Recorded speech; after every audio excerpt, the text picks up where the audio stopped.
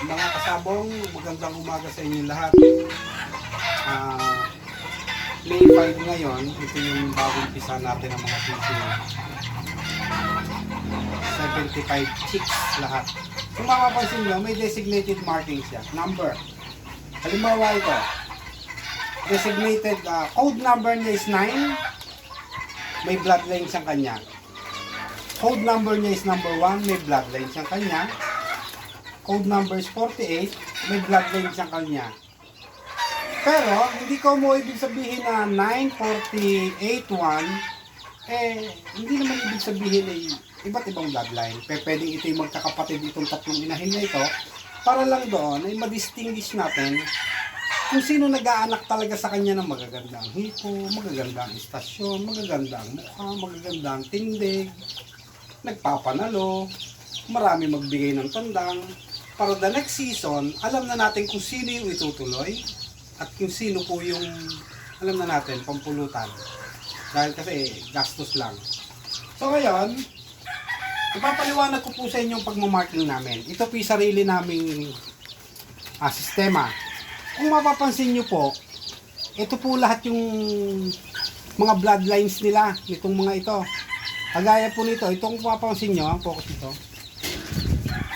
Yung broodcock, ang blood, si Pogi yan, yung Pogi, sarili naming creation yan, which is 785K 18 blue face. So ito yung mga kinastahan niya na inahin, ito yung magkakapatid.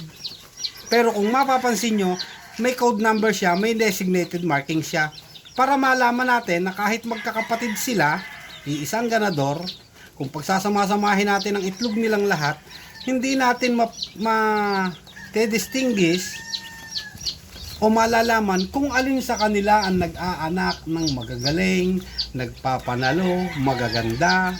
Kaya kung mapapansin nyo, kagaya nito, broodcock, blue face 1, leg band 65, dark, yun ang marking niya.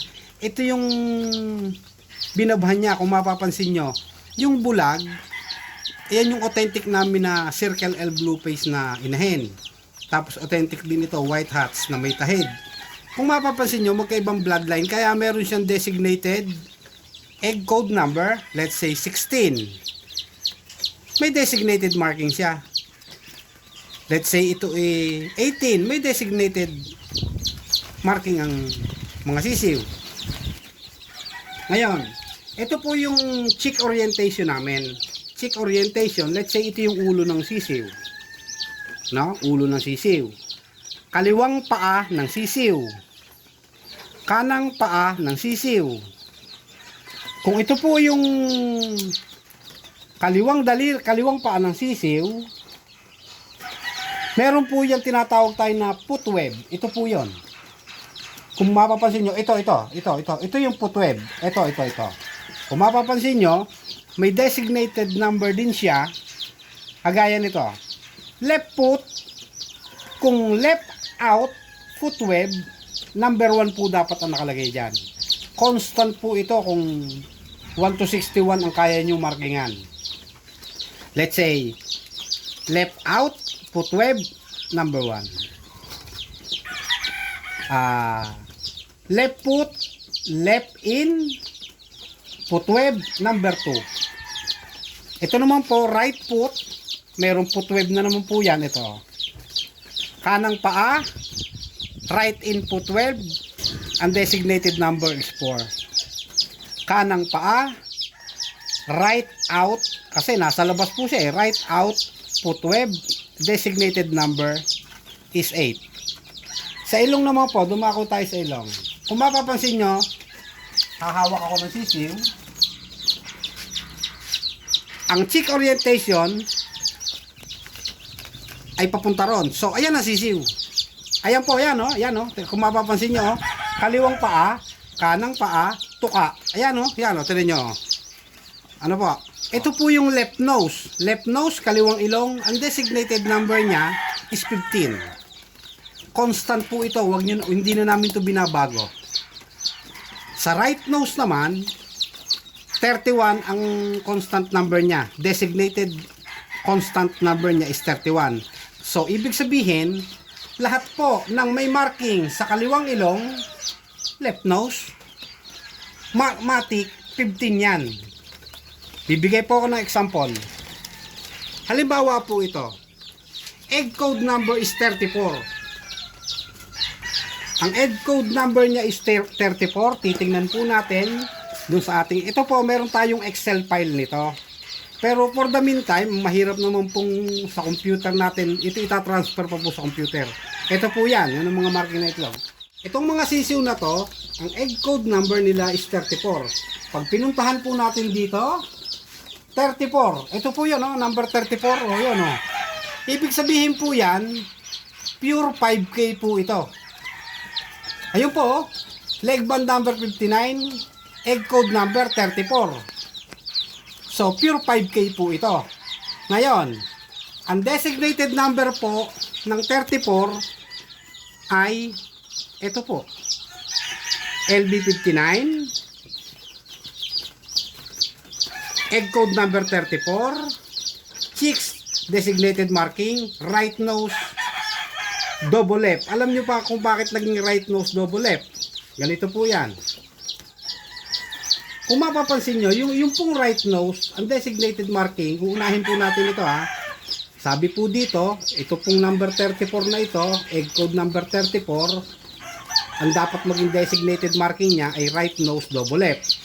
Atin pong, ituturo ko po itong 34, saka ito po, yan, nakaganyan, yan. Ito po, ito. Ayun, yun, na, yan. Pagmasdan nyo po, isusulat ko. Designated marking, right nose, double left. Dapat ang total 34. So right nose, anong number na right nose? 31. So right nose equals 31. Plus double left, ibig sabihin ng D, double left, sa paa naman po tayo dadako. Plus double left, ibig sabihin kakatan nyo yan dito, double left, isa, dalawa. So meaning to say, 1 plus 2 equals 3. Plus 31, double left, equals 3. So, equals 34. Ito po yung 34, oh. Yun. Kaya po dito sa egg code number, kahit hindi nyo na ito tingnan, alam nyo na po, matutuos nyo na kung anong designated marking nya. So, ito po, kukuha tayo ng isa.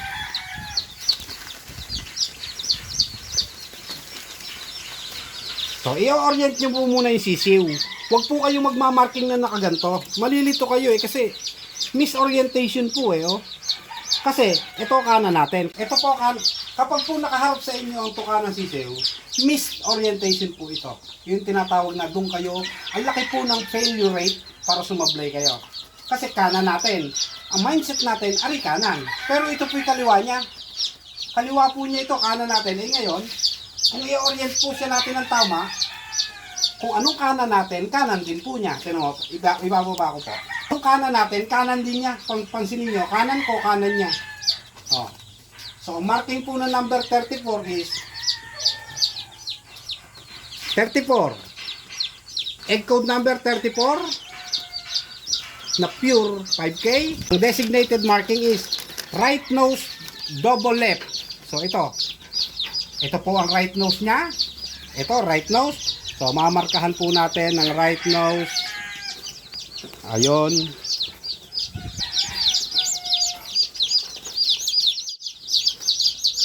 O, right nose. May marka na.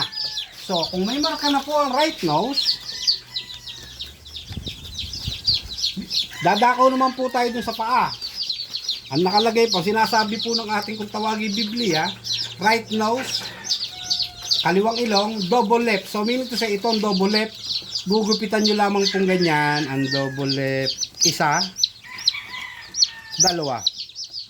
Tingnan nyo po, isa, dalawa, at saka right nose. Ayun po. So, ilalagay na po natin dito.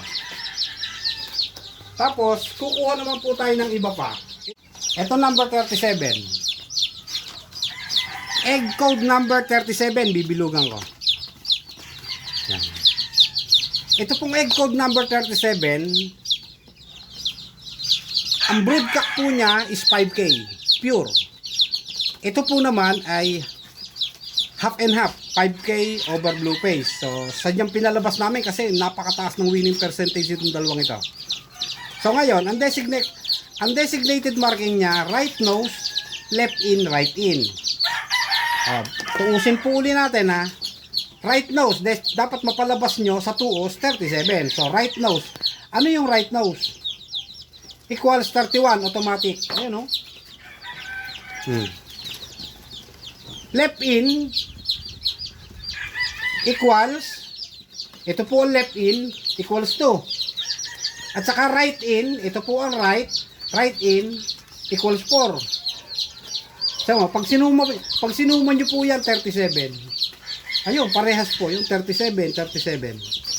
Tara nyo po. Right nose, 31. Left in is 2. Right in is 4. 4 plus 2 equals 6. Plus right nose na 31 equals 37. Ayan, oh. Parehas, oh. So, kukuha po tayo ng number 37. So, ganun po ulit. Ang orientation niya, tinan nyo po, oh, parehas na parehas. Hindi ito po tayo malilito. Yung tuka niya, kaliwa, kanan. So, ang marking po nito ay right nose. So, mamarkahan po natin sa ilong.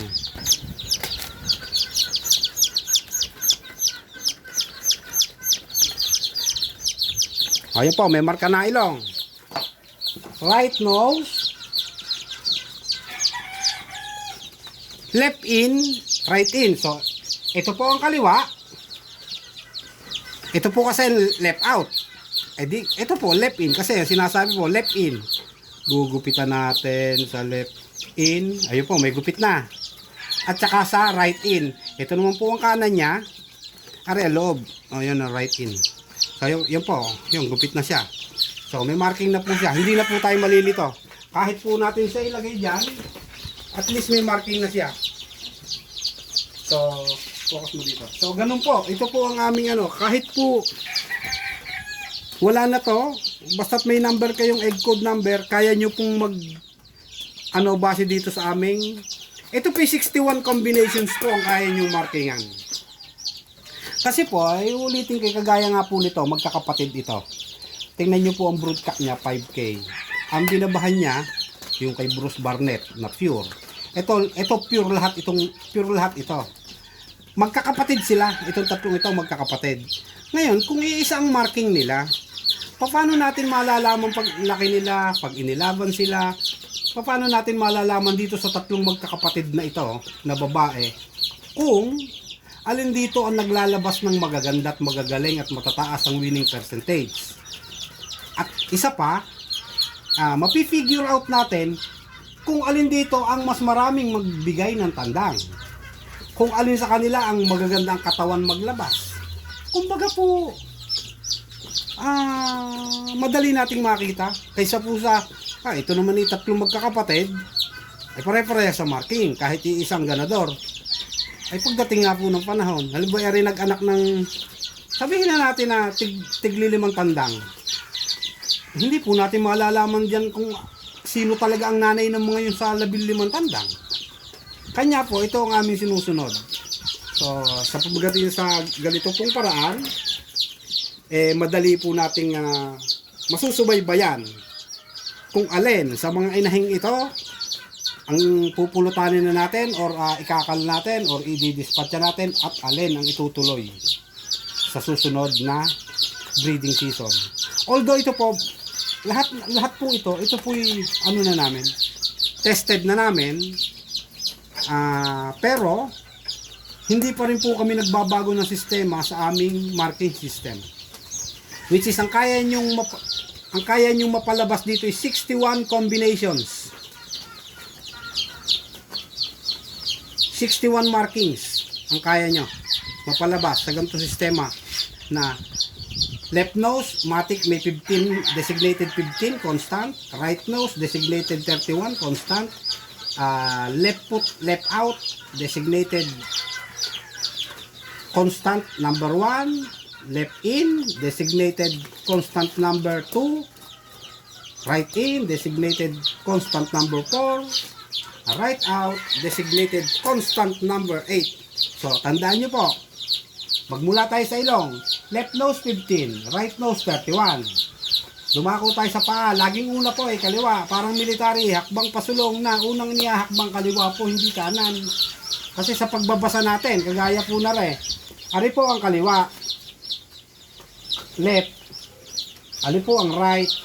Alangan naman pong basahin natin ito ng orientation check. Siyempre po, ang basa po rito ay galing sa kaliwa. Check, orientation. Hindi po orientation check. Parang kagaya din po rito. Laging unang babanggitin sa marking kaliwa. So, kaliwa, 1. Kaliwang paa, labas, left out, 1. Kaliwang paa, left in, 2. Kanang paa, left in, right in, 4. Right out, 8. So, yun po. 1, 2, 4, 8, 15, 31. Hindi na po kayo malilito dyan. So, ito po ang mamarkingan namin. And then, nga po pala, during day old ng mga sisew, hindi po ako nag-administer agad ng B1B1 vaccine plain or B1B1 vaccine plus IB or infectious bronchitis. Sa pang-third day po, ako nagbabaksin. Ang ginagawa ko po sa kanila, pinainom ko po muna sila ng electrolytes at vitamins within the first day of their life hanggang third day. Sa third day, dun po ako nag-administer ng ating first vaccine, which is yung B1B1. Nasa sa inyo kung B1B1 plain lang. Sa amin po, B1B1 plus IB. Yun po ang first vaccine ko. Pwede namang i-administer po yun age 1 to 7 days old na sister. So mamaya po, pagkatapos ko pong mamarking ito lahat, ipapakita ko na po sila, dadali ko na po sila sa ating indoor brooder. So ito po mga kasabong, natapos na po tayong magmarkings ng ating mga bagong pisang sisiw. Ito po yung first clutch. First clutch po natin. Ito po ay 75 chicks lahat-lahat. 65, sorry, 65 chicks lahat-lahat po. Meron pa po tayong 5 batch pa po na mapipisa every week. So ito po sila. Yan po. Ito pong taklob niya actually. Ayan. So yan po sila. Kanya po ganun kataas lamang, binaba ko po yung ilaw. Siyempre po, lalagyan ko po ito ng thermometer May thermometer po tayong ilalagay dyan sa loob. Kapag na-reach na po natin yung 31 to 32 degrees, itataas na po natin yung ilaw na yon. So, ayan po sila. Ayan po sila. Ayan. Tayo po ay hindi nagbibigay ng patuka sa mga day old chick. Instead, nilalagyan po natin yan ng electrolytes na may halong dextrose powder. Tapos bukas, hanggang 3 days po sila naka electrolytes, tapos nilalaho ka ng dextrose powder tsaka vitamins para po naman makarecover agad sila. Hindi po ako nagbibigay ng first dose of vaccine na B1B1 plus IB sa mga day old chick. Kasi sa akin pong experience ay mas mabuti po yung napapalakas po na muna natin sila bago natin sila bigyan ng kauna-una nilang bakuna. Yung pong iba nagbabaksin sa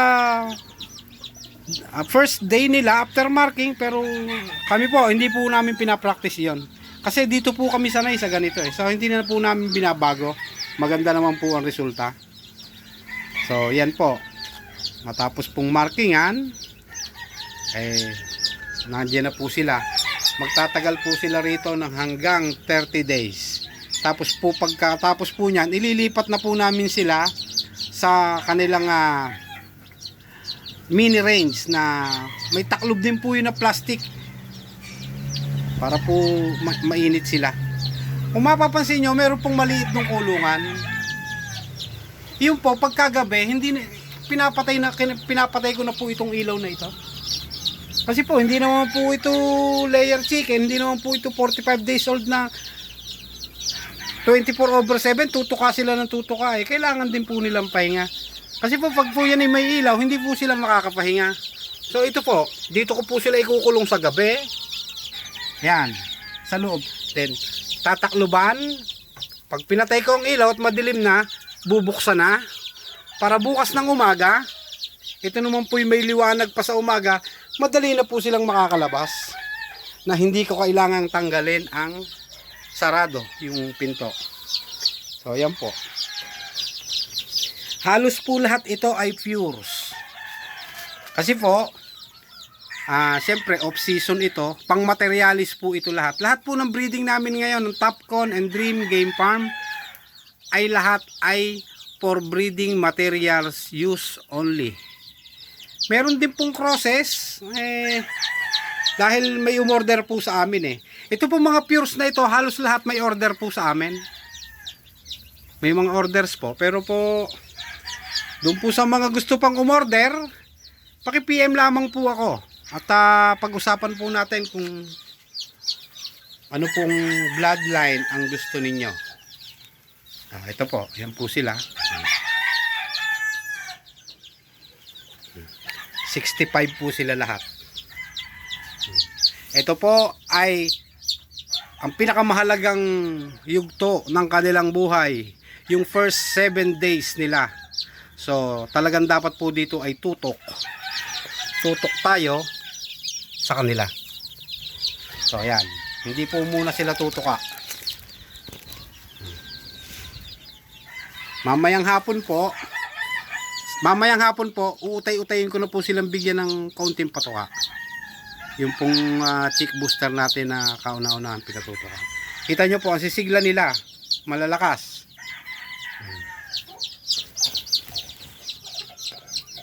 Ayan po. 65 po yan, 65. So, hanggang sa muli po. Ito po pa rin si Romy Nunez at ang aking partner engineer Dicky Asarcon, ang Topcon and Dream Game Farm dito po sa Barangay Pinagtung Ulan, San Jose, Batangas. Welcome po kayong bumisita rito anytime, 24/7. Ito po, ayan po yung mga naka-horde namin. Ayan.